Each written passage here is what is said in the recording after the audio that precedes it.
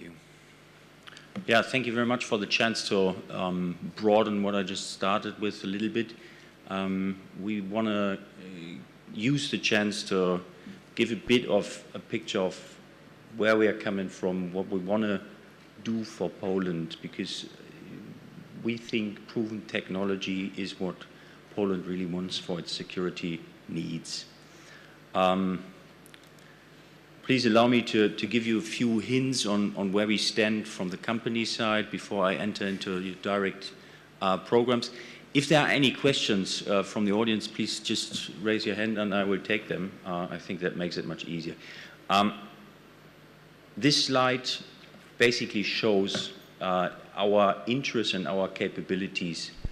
Our programs that we are following are 100% represented inside the Navy needs in Poland. We provide submarines. We have provided 163 submarines over the recent years and over 140 surface vessels. But I would like to focus a little bit on the middle column. We are an independent industrial house. We do our R&D self-financed, and we have a full scale of engineering capabilities inside our organization. Where does it bring us to? It brings us to the capability of dedicatedly deliver technology transfer to the level that is specified by the customer and needed by the customer. We have raised one customer to the level that he's now able to build and design his own submarines.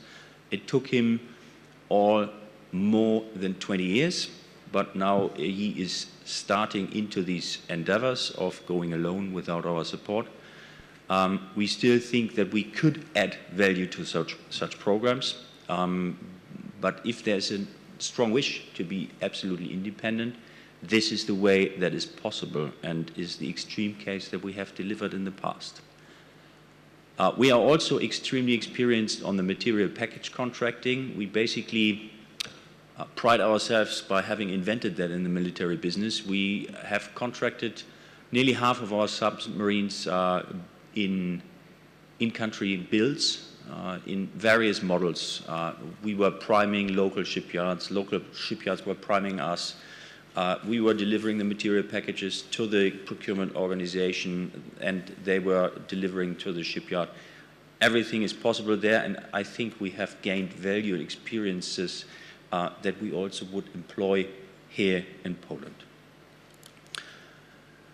Thyssenkrupp, just as a quick print up here, we talked about the economic benefits.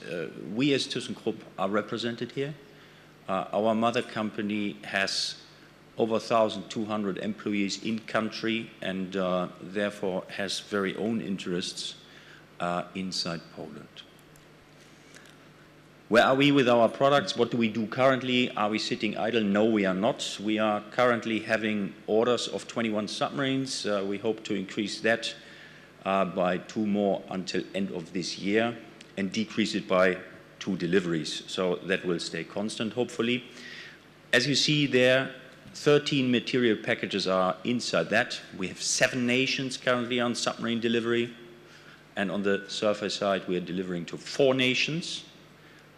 12 vessels, with 2 of them being delivered as material packages or design packages.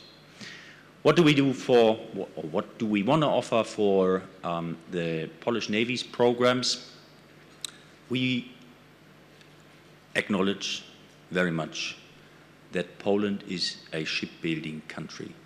On the surface projects, this, from our understanding, means there is a Polish lead inside this program. At the other side, we have had some experience in the past. We delivered a MECO 8-100 license in the past, and we know that what came out of that is not what we wish it to be. It's a technologically advanced ship. It is a very good product, but the program management needs to be improved. And that is basically what we are currently discussing with PGZ. How can we ensure that a prime customer can deliver to the government what he needs to deliver and where can we support in such an execution model. At the same time, there's a requirement for subs. We have been delivering submarines over the last few years constantly, and we are the only provider of NATO operational submarine solutions with AIP capability that has been exported.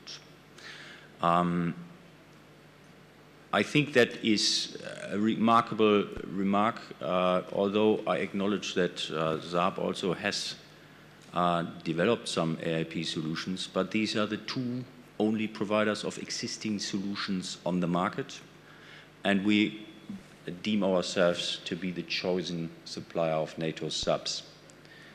At the same time, we would like to highlight something that sometimes slips under the table. We have also delivered submarines with missile launch capabilities.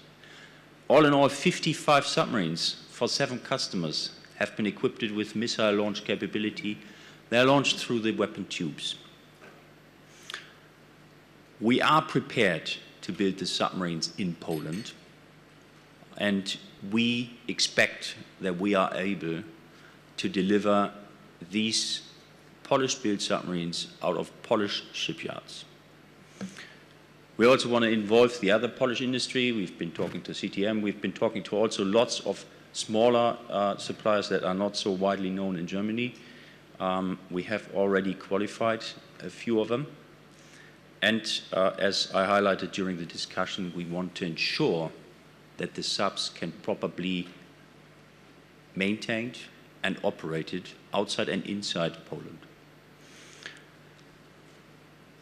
I'm proud that the German Navy allowed us to show this, because this is nothing from us. The gap filler. We all acknowledge that the subs that you are currently operating inside your Navy will not serve the entire lifetime until a new sub can be supplied. There has been a discussion between the Polish and German government on a possible gap filler for that, a lease or borrowing of submarines to the Polish Navy to learn the operation of AIP submarines. What I want to highlight here, it is not contractually related to the TKMS offer. It is an independent offer of our government, and as we are not connected to the government directly, being apart from situated in Germany, we have no link in that. ORCA, partnerships, user groups, commonalities, all these buzzwords ring around if you talk about smart procurement ways, how you operate a submarine in a most cost-effective but technologically advanced way. As you can see here for ORCA, in the user club of our submarine delivered, would fall into the inner circle of submarine operators from our point of view. We have delivered to quite a number of international navies. We have delivered, as I mentioned, to all the NATO navies, and as highlighted here in light blue, we also delivered to a number of EU navies. This we see also in the sense of consolidation. We acknowledge that in the European Union there's a wish to consolidate the defense sector. We acknowledge that there is a need to consolidate the defense sector when it comes to naval systems, and we understand that we have to withstand the pressure from our competitors. But we feel that from a European viewpoint, we have achieved already a lot. We are ready to enter into a strong partnership with Poland, including local production. How do we do that? I have already mentioned the one partner of ours who's building its submarines now by themselves. This is the number of material packages we have sold so far since 1975 with local production in different models. You see a lot of Turkey in there. They are repetitive customer. You see India in there, which we discussed before. You see Greece, you see South Korea, Brazil, and Italy. We also want to mention here. Argentina was also a customer of ours. So where do we stand in the Baltic? We see that Poland is a strategic partner. Poland, from a strategic view, is nowadays in a situation in the Baltic which is very, very similar to the situation Germany was in the past.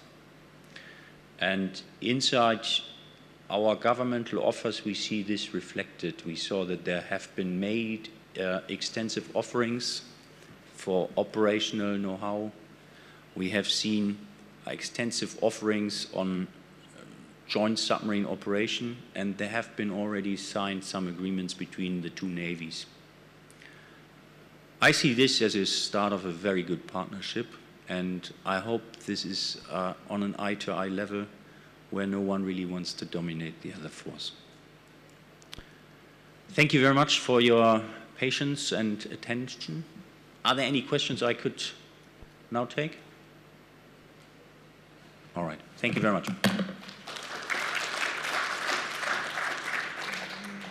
One question popped up in the last moment. No, don't worry. Yeah. Is it working? Yeah. The stopgap offer by the German authorities, recognizing that you can't necessarily speak for them, but is that really unrelated to your industrial proposal? What happens if Poland buys from someone else? Will the German Navy still lease submarines to Poland? As I understood, the thought coming from the Polish side was quite the contrary. What comes first? So if I would be you, I would now try to fill the gap. No one will make you or influence you in a way where you cannot freely decide on your procurement sources.